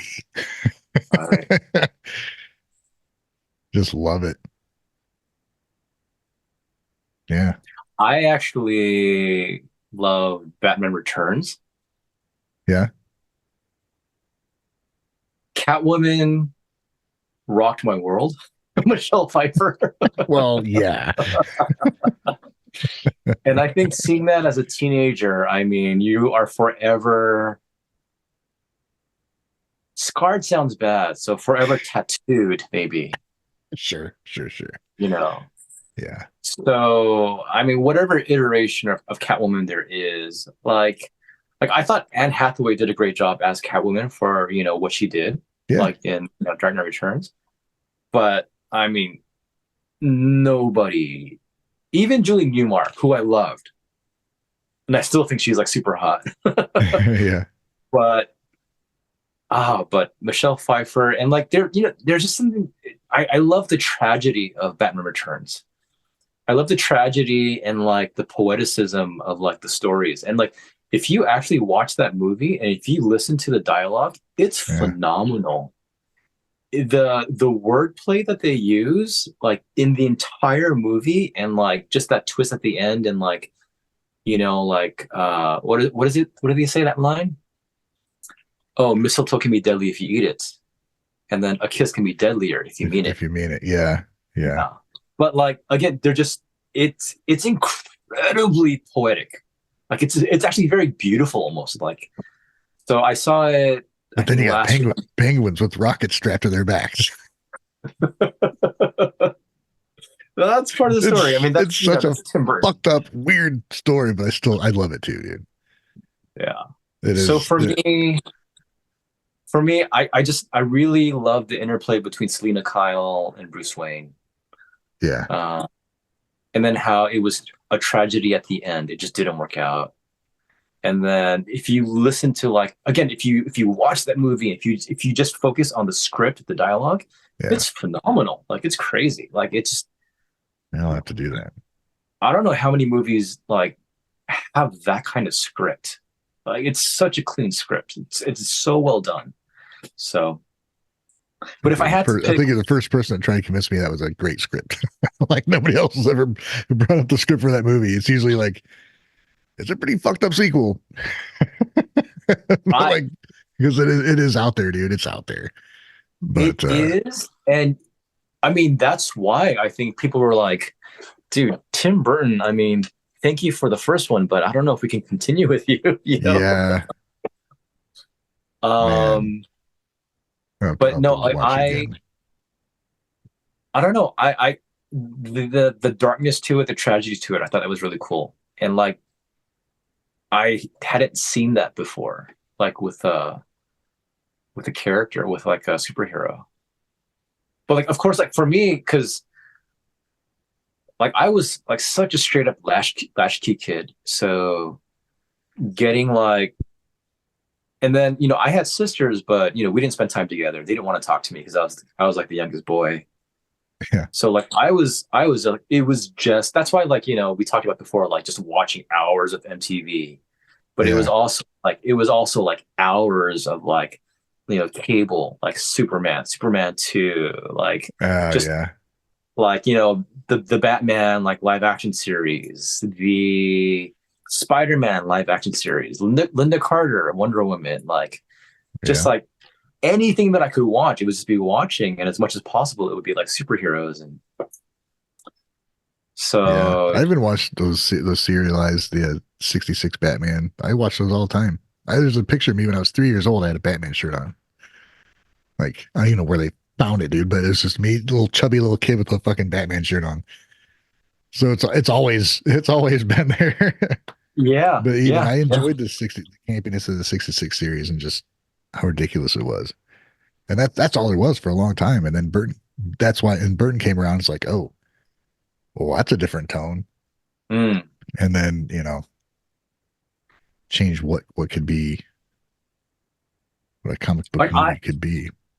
like I absolutely loved. For some reason, I thought Burt Ward looked so perfect as like Robin in my Yeah, brain, like from the comics, how he looked. It's like Burt Ward. I was like, man, Burt Ward is just such a good Robin. Just he looked perfect to me.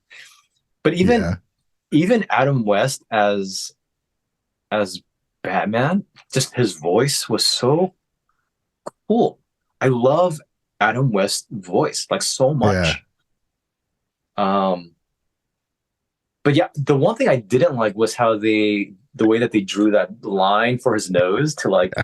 It's distinguish. like a little script. Yeah, But I loved like the bat shield, like every little bat thing there was. I was like, this is awesome. Like, yeah. God. I seen one in Elkhart, not far from here. There's a superhero museum. It's like a there's like a guy basically started a thing where he started collecting memorabilia and he opened it up to people. And there's been a couple cons at his new location now, and they had one of the Adam West Batman costumes in there.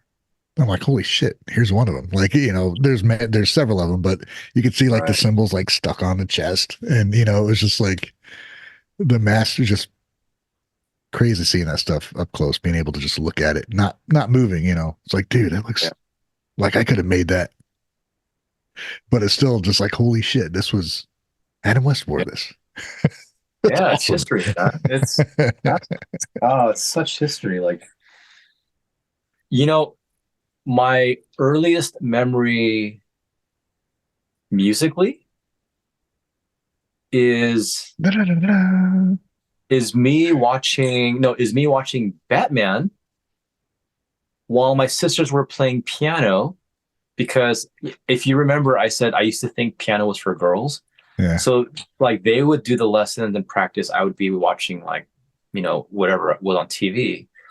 But one of my earliest memories of music is me watching Batman, them playing piano, and me saying, "Shut up! I'm watching Batman." That's Like awesome. that's one of my earliest memories of music. Me telling them to That's shut up. awesome. Dude, how Oh, about Dan? But so I actually used to live like in Hollywood growing up. So from like ages 3 to 18. hmm, And actually, where I lived, it was maybe a 5 minute drive to where they filmed the Batcave, like the entrance. no kidding, from the original series. Yeah. Wow. So we used to like go by there and like, oh, this is it. This is it. Oh wow, that's cool. So, You don't think about that just being a place you could drive by. mm, yeah, I mean, you find out later. Like, I even had this Yeah. like, it's not a, would you call it like a booklet? I don't know. There's this like Batman 66, like this booklet. It's like this thick thing. Yeah. And it has like some details of like every single episode. Oh wow. So like who the villain was, like the little Damn. storyline, and like Yeah. some like little behind the scenes something extra, like this thick little book. I have it at home like somewhere. Dude, how often are you watching a show and there's like Dom DeLuise, Vincent Price, all these Yeah, stars doing these silly freaking villains and popping their head out of the side of the building and all that stuff. yeah.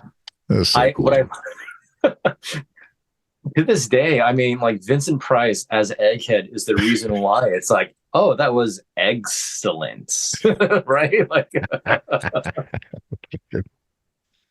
oh my god, yeah, that's good shit, man. Yeah, it is. You can't replace those memories of No. like growing up with that stuff. And Like now, even like, hmm, well, they got new comic book series. They got Batman 66 series. There's Batman 89 illustrated oh, new series that like are oh, based in those universes. I gotta check them out because they try and stay true to what it was, and just give you more stories, which is it's freaking cool, man. that's interesting. Oh, I was gonna say this a while back. I forgot. Um, so a really interesting and really weird thing is that I started early with like comics. Um, and I was always at like 7-Eleven, like, looking at the comic racks and like buying whatever I could. Yeah. And then my cousin who introduced me to like the idea of collecting. And then there was this one store on this one street, really famous in LA, called Melrose. Uh-huh. So, oh, like that show, Melrose Place? Yeah. It's based on like that area. Okay. So on that street, there still is actually. I stopped by there like 6 years ago, 5 years ago, but it's changed completely. It was relocated. It's still on the street, but relocated somewhere else. It's called Golden Apple. Yeah. So this comic store called Golden Apple, it became like my haven, my heaven, like my everything every Friday, because every Friday after school, my mom and she'd pick me up from school and we'd head there. Oh, And again, like one of the things I don't love every aspect of my mom sort of like indulging me in a lot of stuff and like spoiling me. Yeah. But in this, I will forever be thankful Yeah. is that I could go there. I could get any number of comics that I wanted, and I could walk out with 30 issues. And she's like, sure, Wow. you know, Yeah. 75 cents, sure, here you go. Like, $25, here you go. And then like Yeah. go home. Friday night to Saturday and the whole weekend was me just being up like and just going through as many like comics as I could in one night, and then like being groggy the next morning and like continuing to read and like finish it up. Yeah. And this happened, oh god, it was at least a good year. At least a good year. It could have been even 2 years, which is why I amassed like about 1,100 comics like in that Wow. period of time. But the really strange thing, and this actually was up until, oh, hold on one second. Is this on? Hold on one second. Yeah. Yeah, I think it's okay. It says my battery is low, Oh, so I'm not sure. But hopefully I have a little bit more time. Okay. hopefully, yeah. So the really strange thing is that I decided by myself for some strange reason. Like this went up until the end of sixth grade, and then graduating. Mhm. And somewhere in my weird brain and in my weird mind, I thought, oh, comics are for kids. Oh, wow. And now that I'm entering junior high, I need to grow up a little bit. Huh.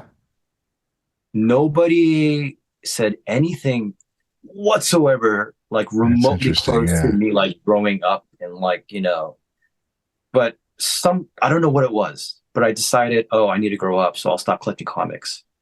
Wow. So I actually stopped collecting comics like the way I used to when most people would, like junior high, like Yeah. that's like a big period. And even when I found out that people were still into comics, like when I went to school and I made friends, there were a couple of like really, they weren't the coolest guys. They were kind of nerds, but like they were into art and I was, drawing too, but they were way better than me. But still, it's like we kind of like draw together and stuff. Yeah. But even then, I collected. I would buy comics here and there. Like that's when Jim Lee's like X-Men came out, like the Yeah. like the multiple versions of it. That's when like Image Comics really kind of took off with like Wildcats and all the other stuff.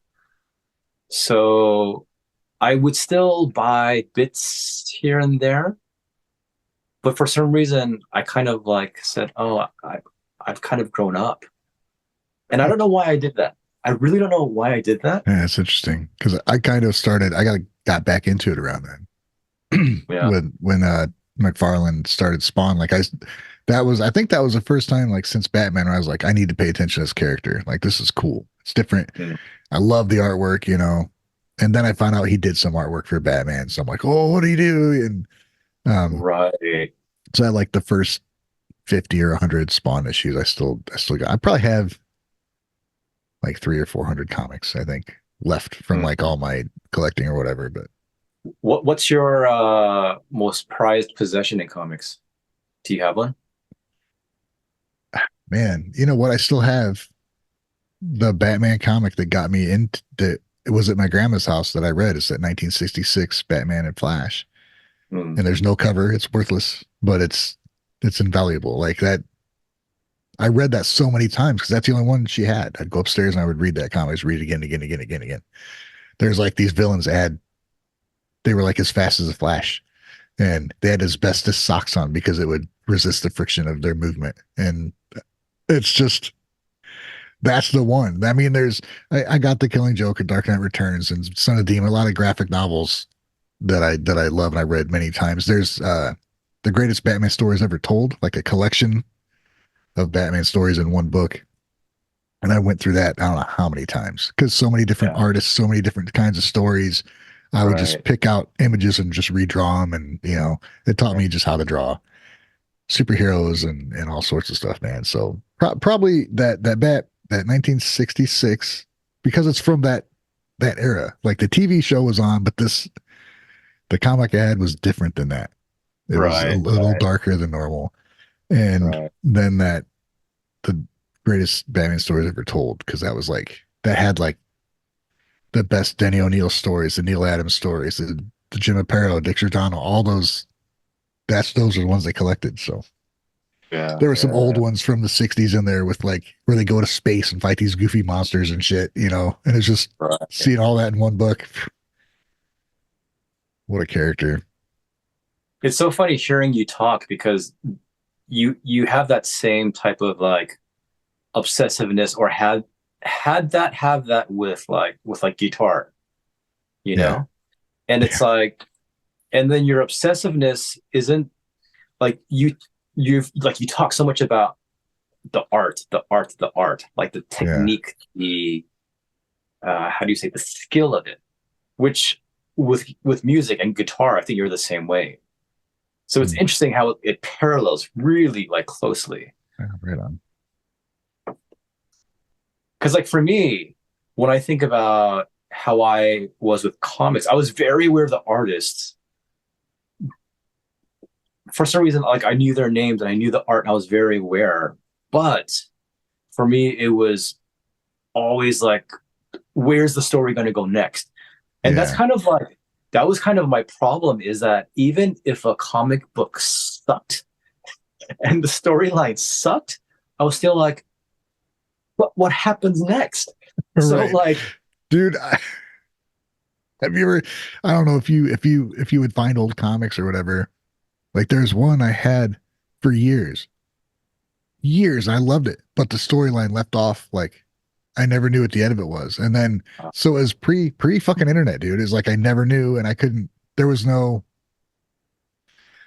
stores around like collect because the collecting hadn't really begun then. So you couldn't just go to a store and look for old Batman comics.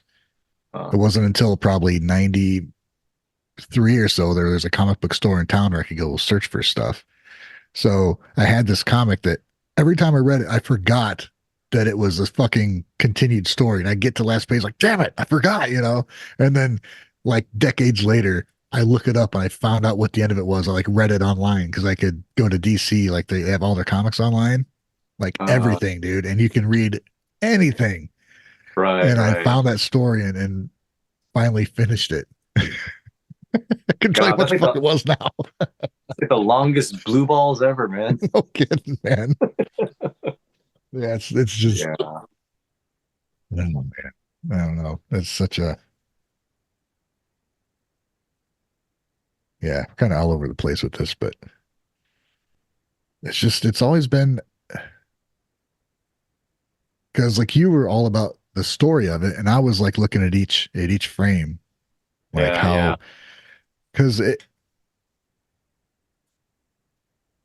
when you understand if you're an artist looking at it and like how they get so much out of so little for emotion and just shape and drawing things like a lot of the now they're like hyper detailed, but they used to not be hyper detailed. You'd get a line here and right, there, which is what I was talking about anime, where in anime, the cartoons are like moving comics to where it's simplistic enough that you can follow what's going on. To where like the old yeah, comics were almost like if you had a picture that was small, you'd have a line for the eye and the nose, but you knew what was going on with the character. And right, that I used to right, obsess over just like, how do I do that? I didn't understand they were just drawing smaller pictures. Like I'm trying to draw it big. I got to fill in all this space. It's like, no, they were like doing one line and there's the side of your nose.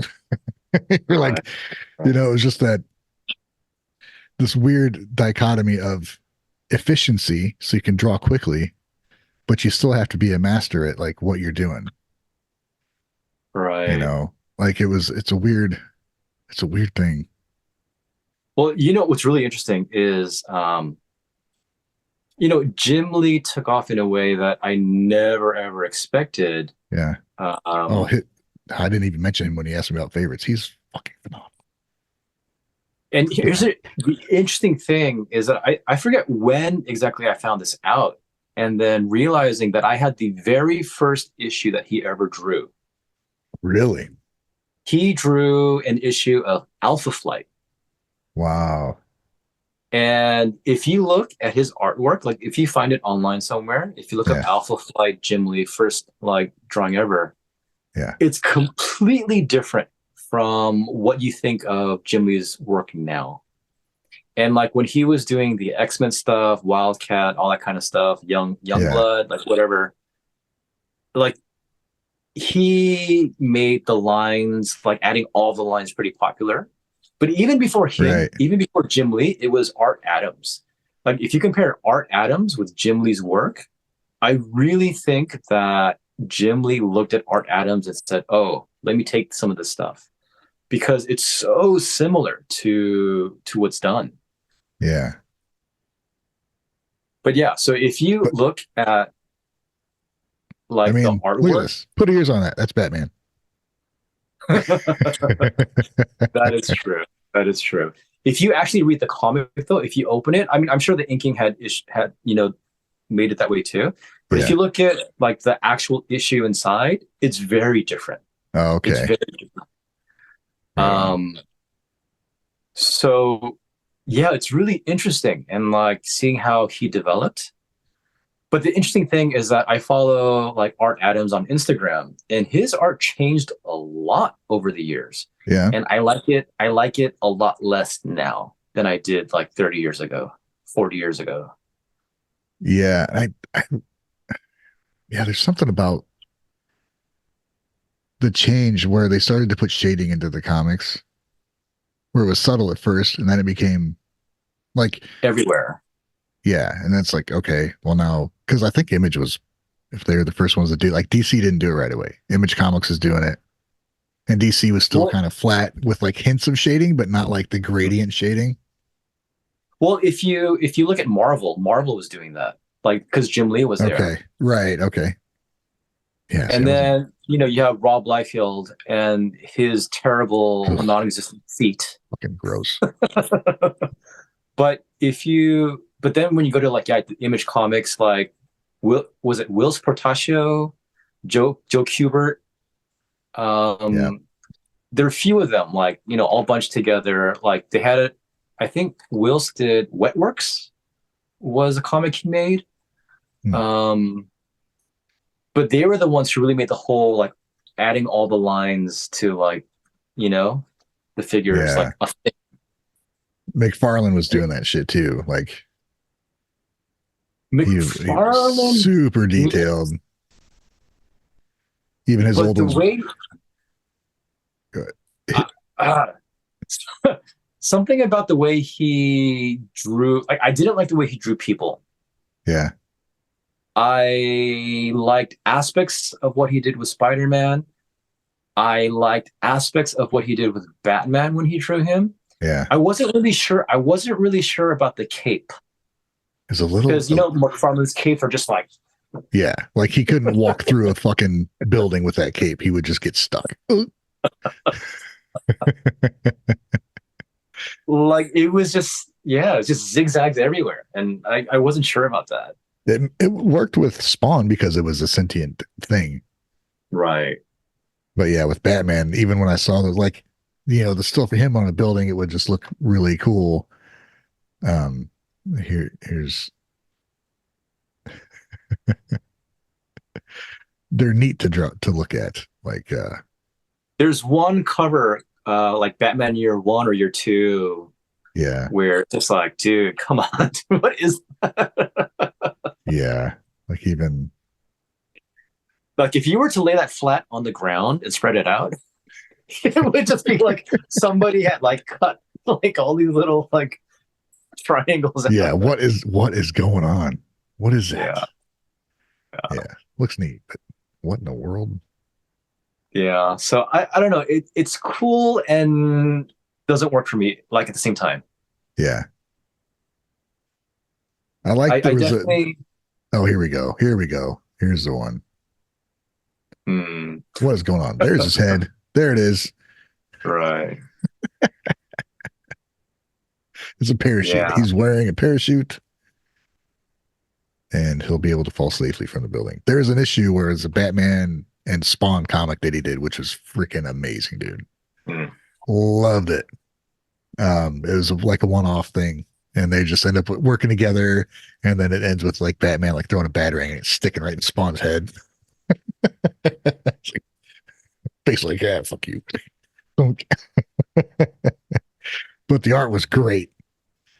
But yeah, Jim Lee, I think he's amazing, and I just love that he goes online on Twitch still and just shows you how to draw stuff. Here's how you draw this, and he does it in a way you're like, wow, I wish. Why didn't I ever think about that? Mm. Super cool Yeah, guy. no, like he makes me proud to be Korean. Yeah, Jim Lee is just awesome. Yeah, I mean, just you see him and he's just a bright, positive guy, yeah, Like man. it's cool that he's that way. Yeah, I Because think. Go ahead. you do have artists who are kind of dicks, Yeah, yeah, a bit more recluse and interesting. yeah, yeah. I So, remember when. Okay, so I think I mentioned something about Neil Adams, and I was kind of full of himself. Brilliant. His old artwork is phenomenal. mm, But then, so I knew I was following Jim Lee on Twitch, and he was just doing these drawings, and he sends them. He does the drawings online, and he sends them to people, like people, Twitch members or whatever. So, and he's just here you go, and uh, he's showing you how to do it. Here's what I do when I do this. Here's what I do. Then you got Neil Adams, who's like, you go to a site and there's like a sketch that he spent maybe 10 seconds on, and he's trying to sell it for $1,000. It's like, mm, come on, man. Like, it's like it's right, so different. And it was so right. disappointing to be like, oh man. And then Mm, like there was a special some anniversary for Batman where they had a bunch of artists come in and do it, and he did a story, and it just looked really bad. mm, I was like, damn, dude, Jim Lee's still mm, freaking killing it. So I guess that nowadays where you get a view into how the person is, or back right. then you didn't know, you just knew what the The art. result of these people working together looked like. You're like, that artist is awesome, not knowing that the inker is responsible. The layout and overall, even the writing was the colorist. Right.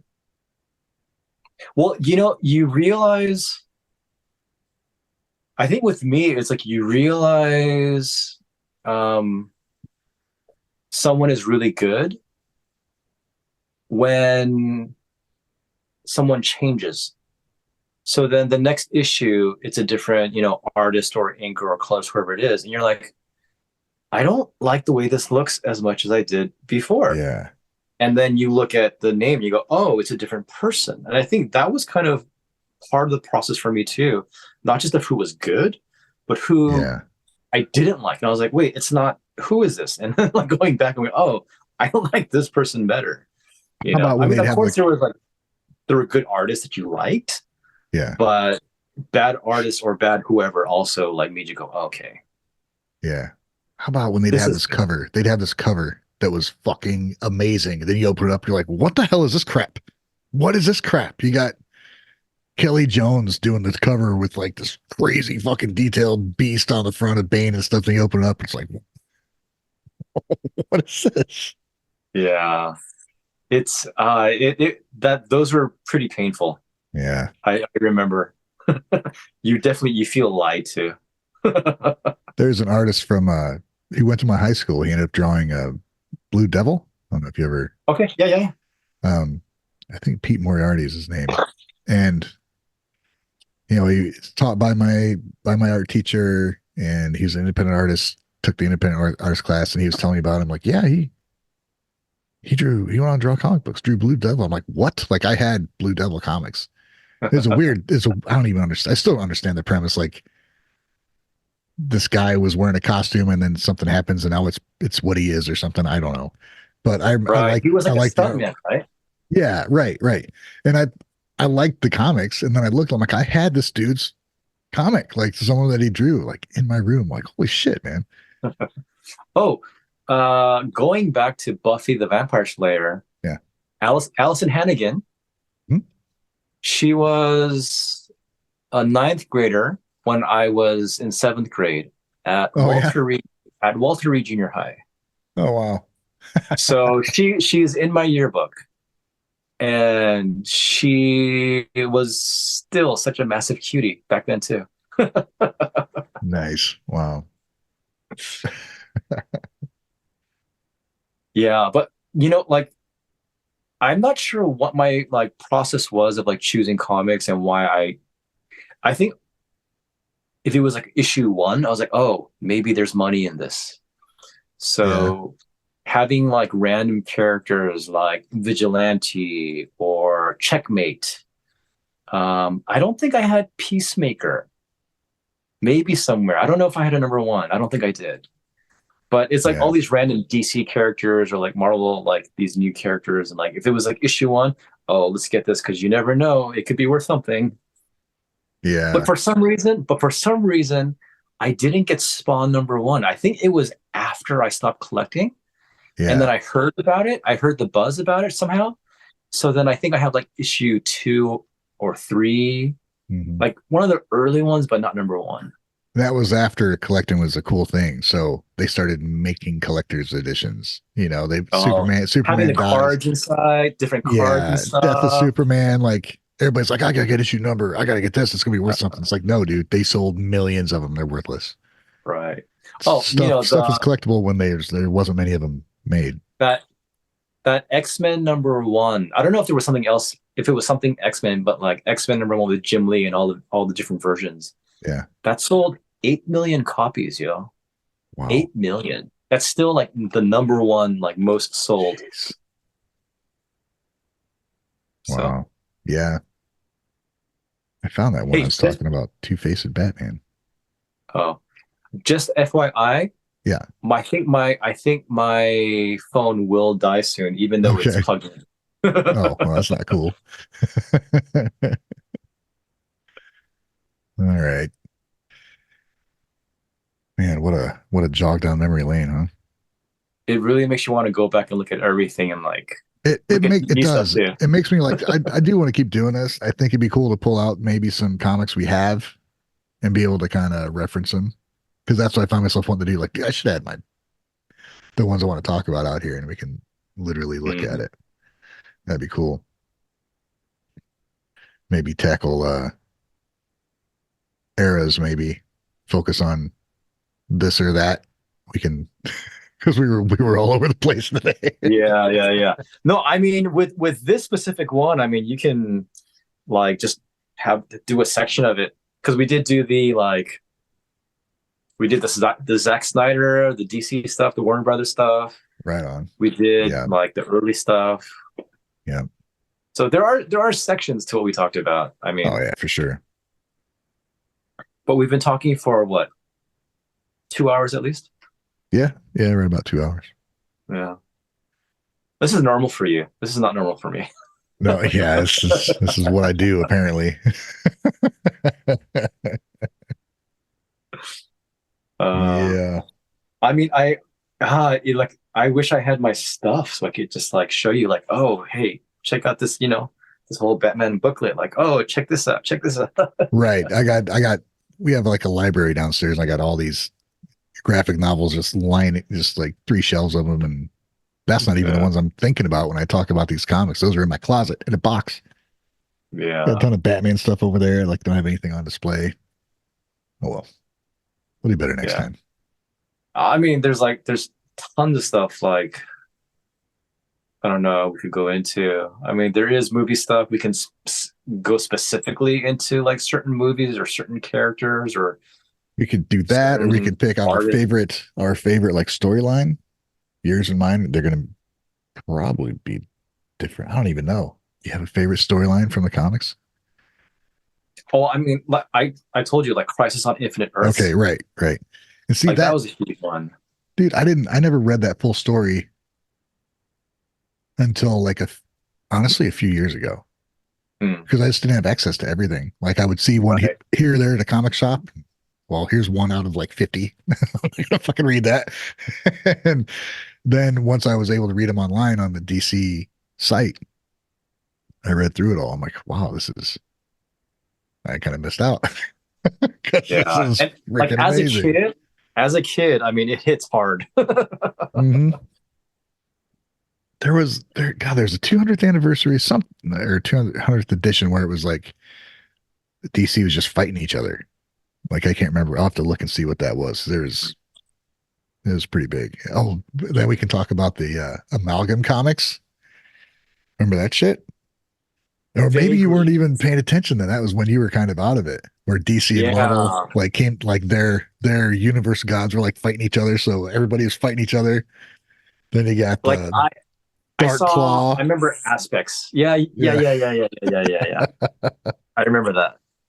Well, I think I saw that stuff afterwards. So like, Yeah. yeah, with the internet. So what was it? Captain America and Superman? Or I like think Wonder Woman and I don't uh, know. But yeah, yeah, yeah, yeah, yeah. I remember. that'd be interesting to talk about because there was some that really worked and some were just like, what? Because Right. dude, Batman Wolverine, like I would how it was done was just bad. It could have been really cool. It was like, no. Like that's the thing. Like it's really up to again whoever decides to draw and gives the okay on that. It's like, Yeah. Um, gosh, what am I doing? Trying to look it up quick because I wanted it to be so cool. Just show me the picture. yeah, I remember Dark Claw. Yeah. It was goofy. Yeah, Oh yeah, man.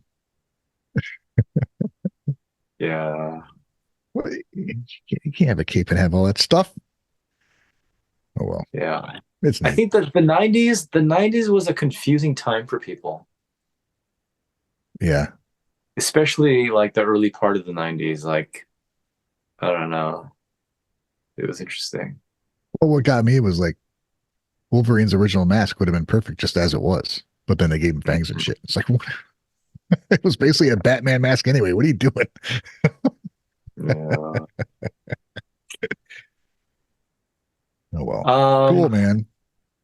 yeah, I don't know, man. I don't know how you want to close this out, or if you want to close it out, or just leave it hanging, or I don't know. I think because again, like I don't know how long my phone's gonna stay. right. Yeah, we'll end it there, and maybe next time we'll pick something we can talk about. I still foresee us going off on many tangents, which is fine.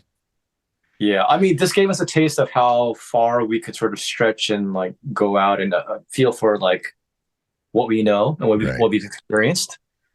That's the cool thing is So our experiences are so different that we can like I don't there's like so much I don't know about so many things. Like I'm a big fan of what I'm a fan of, but there's a lot right, that I just don't know about because I just didn't get into it. right, right, So you can teach me the ways of Marvel. right. Ryan reacts to comics. Right. All right, Peter Lynn. That was I can be reading to you a comic and showing it to you. And you're like, awesome. oh, I really like. I see. I understand now. Oh, there it went. This phone just died.